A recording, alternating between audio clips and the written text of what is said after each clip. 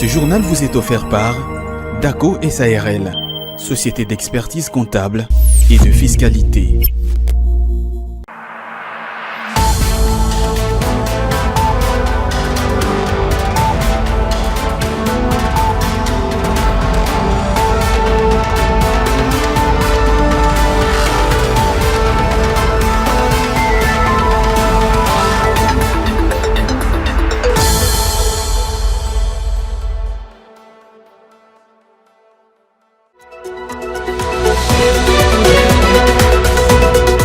Poursuite ce mercredi 23 avril 2025 du procès relatif au détournement des fonds liés à la réalisation du projet du parc agro-industriel de Boukangalonzo. Dans son réquisitoire, le ministère public a entre autres requis 20 ans des travaux forcés pour les 3 prévenus, dont l'ancien Premier ministre Augustin Matata Ponyo, accusé d'avoir détourné environ 80 millions de dollars. Il a également été demandé leur arrestation immédiate. Passez en revue les activités annuelles avec les différents partenaires financiers et d'autres structures, à l'instar du Fonds des Nations Unies pour l'enfance. C'est le sens même de la réunion annuelle qui s'est tenue ce mercredi 23 avril à Faden House, organisée par le Programme national de la santé des adolescents, structure du ministère de la Santé publique. Ces assises ont noté, entre autres, une insuffisance des moyens conséquents pour soutenir les besoins sanitaires des adolescents en République démocratique du Congo. Dans un communiqué rendu public par le ministère provincial des Finances, la date du contrôle des paiements volontaires de la vignette automobile à Kinshasa a été prolongée d'1 mois. Ce mercredi 23 avril, les conducteurs ont accueilli favorablement ce report, mais ont exprimé toutefois leurs préoccupations et appellent les autorités à plus d'attention.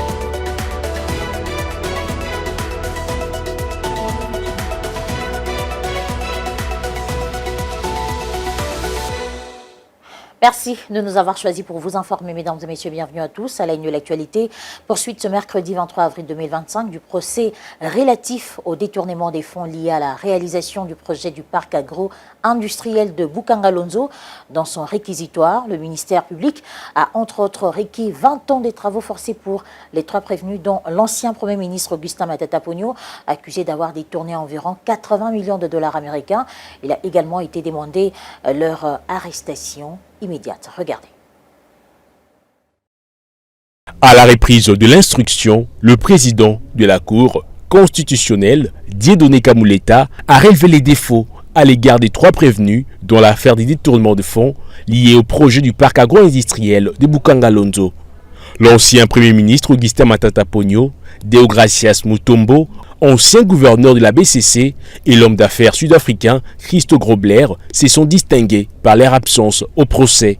Conformément à l'article 56 du Code de procédure pénale, le ministère public a présenté à la Cour 3 inspecteurs généraux de finances, auteurs du rapport d'enquête sur le projet Boukangalonzo. Un par un, les inspecteurs de l'IGF ont exposé les irrégularités constatées. Nous avons aussi constaté, Monsieur le Président, comme de grandes constatations, qu'il y avait un conflit d'intérêts. On ne pouvait pas comprendre que Africom soit un acheteur et un vendeur en même temps. Toutes les factures étaient délivrées par les sociétés du groupe et élaborées par quelques 3 ou 4 personnes. Et parmi les personnes qui élaboraient les factures, nous avons également trouvé le nom de M. Grobler.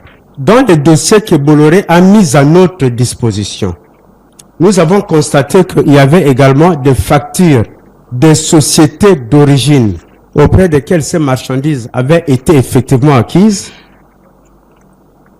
mais qui avaient été remplacées par des factures des sociétés du groupe. De son côté, le ministère public a requis une peine de 20 ans de travaux forcés et une arrestation immédiate des 3 prévenus. Tous les éléments constitutifs des infractions mises à charge des prévenus étant réunis, requérons qu'il plaise à votre haute cour de dire, établi en fait comme en droit, les infractions de détournement de la somme de 15 de Christo Grobler Stéphanus et de détournement de la somme de 80 millions de dollars mis à charge de prévenus Matata, Ponyo, Augustin et Mutombo, Mwananyembo, Deogracias. De les condamner par conséquent, chacun à 20 ans de travaux forcés, d'ordonner leur arrestation immédiate, de condamner en outre les prévenus Matata Ponyo Mapon-Augustin et Moutomoumana Niembo à l'interdiction des droits de vote et d'éligibilité après l'exécution de la peine pour 10 ans pour les premiers prévenus et 5 ans pour les deuxièmes prévenus. Après avoir pris en compte les réquisitions du ministère public, la Cour constitutionnelle a annoncé qu'elle rendra son verdict le 14 mai prochain. En marge des assemblées de printemps du FMI et de la Banque mondiale qui se tient à Washington, la délégation congolaise conduite par le ministre des Finances Doudou Famba a tenu une réunion stratégique le mardi 22 avril 2025 au siège de la Banque mondiale. Les échanges ont porté sur 2 axes majeurs, entre autres l'état d'avancement des déclencheurs de l'appui budgétaire de 600 millions de dollars américains et la structuration des projets dans le cadre de l'allocation IDEA 2021. Objectif, accélérer les réformes et améliorer les conditions de vie de la population. Images et commentaires. Au cours de cette rencontre, le ministre des Finances a mis en avant la résilience de l'économie nationale face au contexte sécuritaire dans l'Est du pays et a réaffirmé l'engagement du gouvernement sous la conduite du président de la République Félix-Antoine Tshisekedi et de la première ministre Judith Suminwa Tuluka à poursuivre les réformes pour préserver les équilibres macroéconomiques. À cette occasion, le ministre des Finances a sollicité un décaissement rapide de l'appui budgétaire comme reconnaissance des réformes engagées, une réorientation des fonds IDA 21 vers des secteurs prioritaires tels que la santé, l'éducation, les infrastructures agricoles, la digitalisation et la lutte contre la pauvreté, mais aussi un appui accru pour les retours à la paix dans l'Est du pays. Ces démarches visent à générer un impact concret pour la population congolaise, notamment par l'amélioration de l'accès aux soins de santé et à une éducation de qualité, au désenclavement des zones rurales et au renforcement de la production agricole, à la création d'emplois et à l'augmentation des revenus locaux, à la modernisation des services publics via le numérique, ainsi qu'à la réduction des inégalités sociales et la stabilité régionale. En revanche, la Banque mondiale a salué les efforts du président de la République, Félix-Antoine Tshisekedi, ainsi que le gouvernement congolais, et a réaffirmé son engagement à soutenir la République démocratique du Congo, en particulier dans son processus de sortie de la liste grise du GAFI. Pour le gouvernement de la RDC, ces assises constituent une opportunité stratégique. Il s'agit de consolider les réformes engagées, de renforcer les engagements financiers avec le bailleur de fonds et de défendre les priorités nationales conformément à la vision du président de la République, Félix-Antoine Tshisekedi. Cette réunion stratégique a connu la participation du ministre des Finances Doudou Famba, du ministre d'État en charge du budget Emeboji Sangara et du vice-président Afrique de la Banque mondiale, Ndiaye Diop. Financé à hauteur de 700 millions d'euros par l'exécutif allemand, le projet santé mentale et soutien psychosocial pour la paix en RDC a été officiellement lancé ce mercredi 23 avril 2025. Ce projet vise à promouvoir une approche intégrée de la santé mentale et de la cohésion sociale, ciblant plus de 137 000 bénéficiaires directs. Igor Biwaka pour d'autres détails. Après 2 ans d'intenses échanges entre le ministère congolais de la Santé publique et la coopération allemande, en partenariat avec l'Organisation internationale de la migration, voilà un aboutissement heureux qui en découle. Santé mentale et soutien psychosocial pour la paix en RDC. Cet ambitieux projet, qui s'étendra sur 5 ans, s'inscrit dans un engagement global de l'Allemagne en faveur du développement humain, de la paix et de la justice sociale en République démocratique du Congo, avec un portefeuille de 700 millions d'euros. Comme vous le savez probablement et certainement, la RDC fait face à une guerre injuste, lui imposée de l'extérieur par le Rwanda et ses supplétifs M23, guerre qui ravage et endeuille notre pays depuis plus de 2 décennies, entraînant des crises complexes. Ces crises ne se limitent pas aux aspects économiques ou sécuritaires.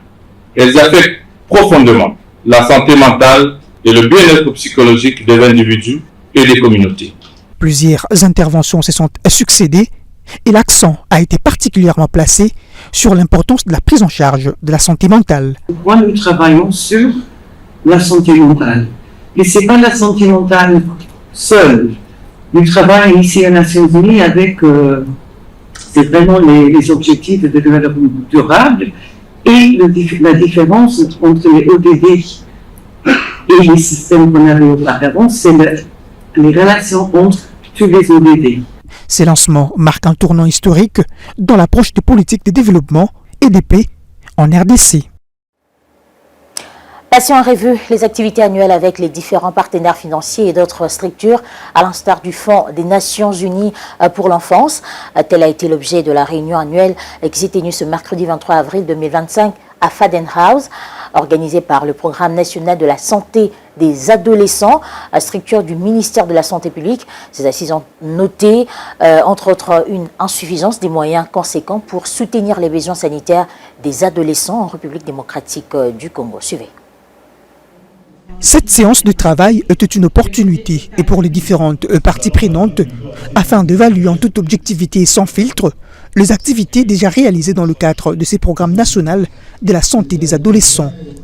En présence de ses partenaires financiers, à savoir le Fonds des Nations Unies pour l'enfance et Pathfinder International, le grand défi lié à la réalisation de ces programmes ont été passés au crible.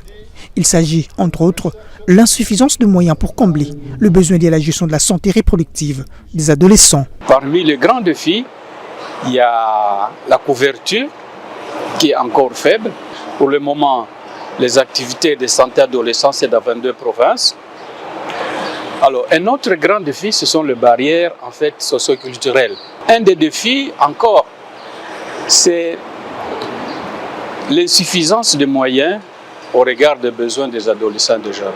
Cette question de manque de financement pour doper l'efficacité du programme a été également relevée par d'autres partenaires privés. Il y a d'énormes défis que nous rencontrons comme ONG de mise en œuvre sur terrain, notamment nous avons des moyens financiers limités qui ne permettent pas de pouvoir couvrir toute l'étendue de notre pays. Il était question également pour d'autres structures internationales d'annoncer la fin de leur partenariat avec le gouvernement dans le cadre de ces projets. Pathfinder International a implémenté ici à Kinshasa pendant 10 années, est en train de se terminer. Nous sommes dans la dernière phase où nous sommes en train de remettre ce projet dans les mains du gouvernement, du ministère de la Santé, des programmes de la santé des adolescents et jeunes qui nous ont accompagnés depuis ces 10 années.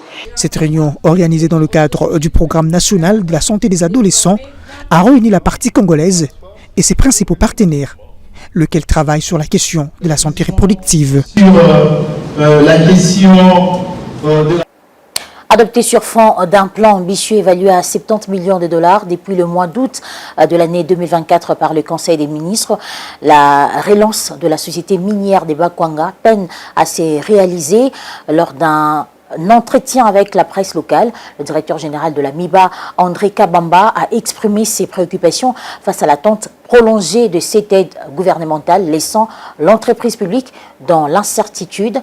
Qu'en est-il de cette relance? La réponse avec Fulgence Milaï. Plusieurs mois après l'annonce des autorités publiques, la relance de la minière des Bakwanga s'est fait toujours attendre, et les fonds promis pour sa relance n'étant pas encore décaissés.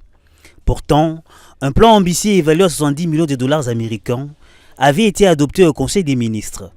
Mais il peine à se concrétiser, laissant cette entreprise publique dans l'incertitude.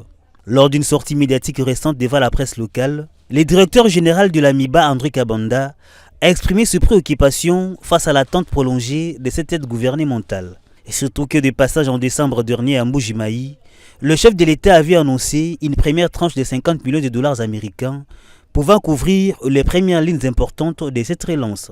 À ce sujet, les fonds sont entendus par la MIBA, comme l'a souligné M. André Kabanda. Symbole historique de l'industrie diamantifère congolaise, la MIBA joue un rôle stratégique pour l'économie nationale. Cependant, elle fait face à des défis majeurs, à savoir la vétusté des équipements, le dette social et les manques d'investissement structurants. Le plan de redressement adopté par les gouvernements vise notamment à certifier les réserves minières pour attirer de nouveaux investisseurs, sécuriser les concessions contre les exploitations anarchiques, moderniser les équipements de production, réorganiser la gestion du personnel et mettre en place un mécanisme de suivi et évaluation. Mais l'absence de financement freine la mise en œuvre de ces objectifs malgré les annonces du gouvernement.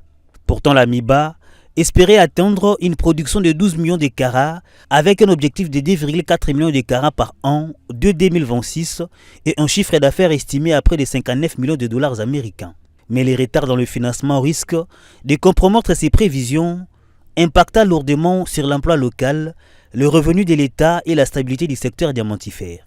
Plus qu'une relance industrielle, l'avenir de l'AMIBA touche à la souveraineté économique du pays, au bien-être des communautés locales qui dépendent de l'activité minière dans leur survie. Dans cette optique, la concrétisation des engagements gouvernementaux devient urgente, au risque de voir cette entreprise publique sombrer davantage dans l'oubli. Lors de la réunion du Conseil provincial de sécurité tenue le mardi 22 avril et dédiée à l'analyse de la situation sécuritaire de la ville de Kinshasa, le gouverneur Daniel Bumba a suggéré un renforcement des mesures afin d'assurer la tranquillité sur l'ensemble du territoire de la capitale. Il a également mis en avant l'importance d'intensifier les mesures de sécurité sur tous les lieux accueillant les victimes des inondations causées par les pluies des 4 et 5 avril dernier. On écoute Thierry Chitenge, ministre provincial de l'Intérieur. Il s'est tenu en ce jour du 22 avril 2025 une réunion de comité de sécurité provincial de la ville de Kinshasa en présence de son Excellence, Monsieur le gouverneur de la ville de Kinshasa. Au premier point, la communication de son Excellence, Monsieur le gouverneur de la ville de Kinshasa, la situation sécuritaire dans la ville de Kinshasa, et l'état des lieux sur la gestion des sinistres après les catastrophes naturelles du 4 au 5 avril 2025 et aussi les dispositions sécuritaires envisagées. Au cours de la dite réunion, une évaluation avait été faite sur la baisse du taux de criminalité dans la ville de Kinshasa. Nous avons eu à constater avec les services de sécurité et de défense que le taux de criminalité dans la ville de Kinshasa a baissé depuis quelque temps. En ce qui concerne les catastrophes naturelles, le point relatif aux catastrophes naturelles du 4 au 5 avril, le gouverneur de la ville de Kinshasa, l'autorité urbaine, a fait des recommandations qu'il fallait sur l'encadrement justement des sinistrés dans les différents centres où ils se trouvent, notamment au stade Tata Raphaël, au stade des Martyrs et également sur le terrain de Bandalungwa, dans la commune de Bandalungwa. Pour ce qui est des dispositions sécuritaires à prendre, des recommandations ont été faites par l'autorité urbaine aux services de sécurité et de défense pour que nous puissions davantage réduire le taux de criminalité dans la ville de Kinshasa. Selon un communiqué rendu public par le ministère provincial des Finances, la date du contrôle des paiements volontaires de la vignette automobile à Kinshasa a été prolongée d'1 mois. Ce mercredi 23 avril, les conducteurs ont accueilli favorablement ce report, mais ont exprimé toutefois leurs préoccupations et appellent les autorités à plus d'attention. Reportage de Divine Mwenze et Jérès Letété.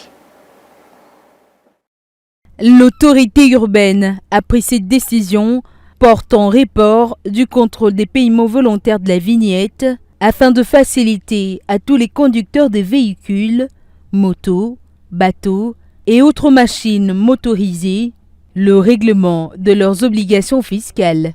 Le ministère provincial des Finances a d'ailleurs rappelé que s'enquérir de sa vignette contribue de manière proactive au développement de Kinshasa. Approchés, les conducteurs ont souligné quelques préoccupations, notamment l'état délabré de certaines voies routières et les embouteillages, situation qui impacte négativement sur leurs recettes journalières. Bon, pendant le contrôle de la vignette, oui, nous considérons que les contrôles de la vignette est acceptable. Il est de notre responsabilité en tant que citoyen. Moi que vous voyez, je viens de payer ma vignette, j'ai rempli mon devoir. Toutefois, nous déplorons l'état de certaines routes qui sont délabrées. Nous éprouvons des difficultés à joindre les deux bouts du mois.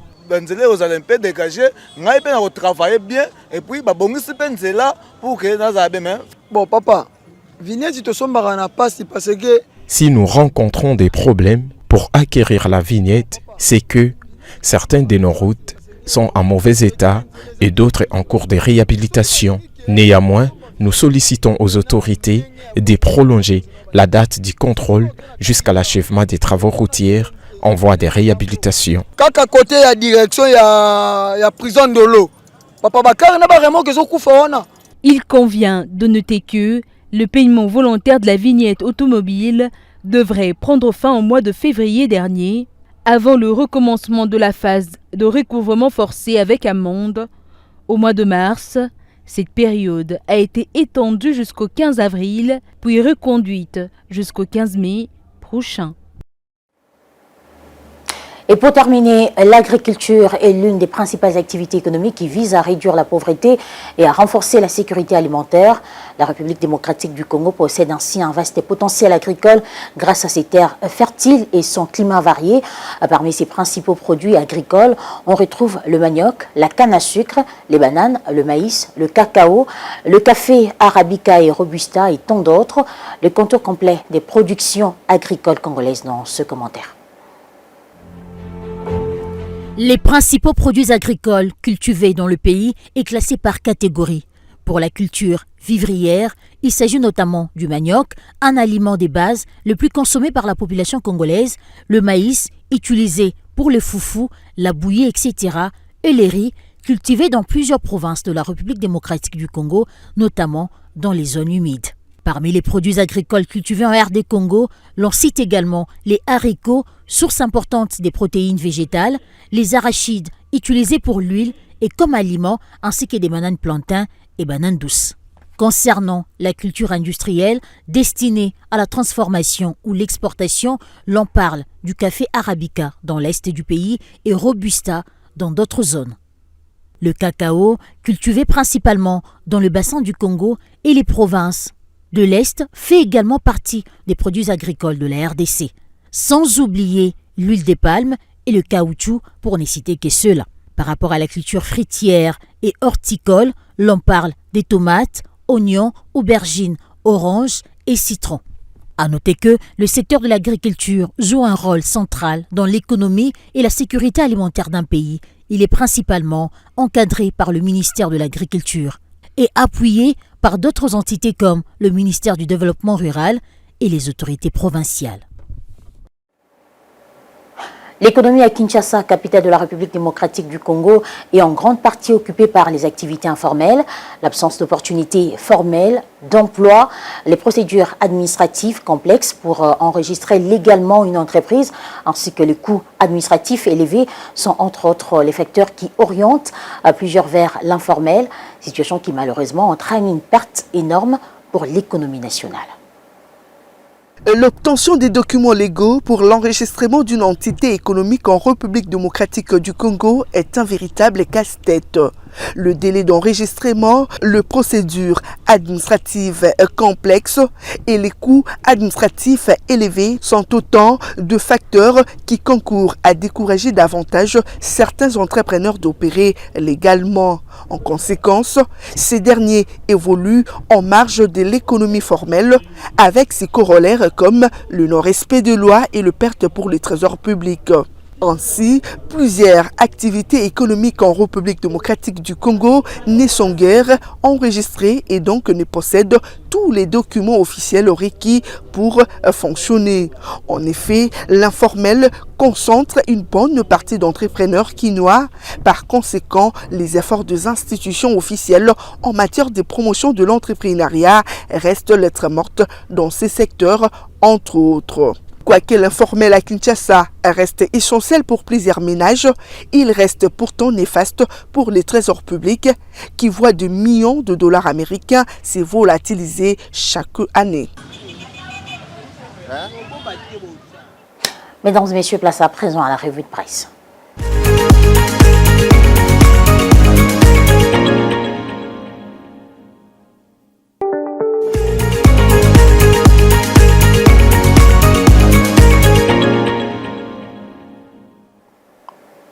Ce journal est terminé, mais avant de nous quitter, je vous rappelle les principaux titres. Poursuite ce mercrédit 23 avril 2025 du procès relatif au détournement des fonds liés à la réalisation du projet du parc agro-industriel de Bukanga-Lonzo. Dans son réquisitoire, le ministère public a entre autres requis 20 ans de travaux forcés pour les 3 prévenus, dont l'ancien Premier ministre Augustin Matata Ponyo, accusé d'avoir détourné environ 80 millions de dollars. Il a également été demandé leur arrestation immédiate. Passer en revue les activités annuelles avec les différents partenaires financiers et d'autres structures, à l'instar du Fonds des Nations Unies pour l'enfance. C'est le sens même de la réunion annuelle qui s'est tenue ce mercredi 23 avril à Fadenhouse, organisée par le Programme national de la santé des adolescents, structure du ministère de la Santé publique. Ces assises ont noté, entre autres, une insuffisance des moyens conséquents pour soutenir les besoins sanitaires des adolescents en République démocratique du Congo. Dans un communiqué rendu public par le ministère provincial des Finances, la date du contrôle des paiements volontaires de la vignette automobile à Kinshasa a été prolongée d'1 mois. Ce mercredi 23 avril, les conducteurs ont accueilli favorablement ce report, mais ont exprimé toutefois leurs préoccupations et appellent les autorités à plus d'attention.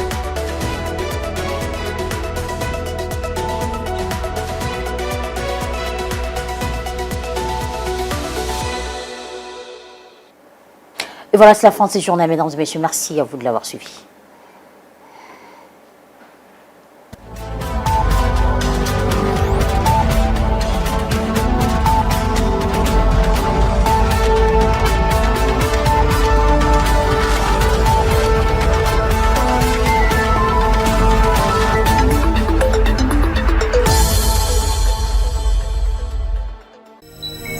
Ce journal vous a été offert par DACO SARL, société d'expertise comptable et de fiscalité.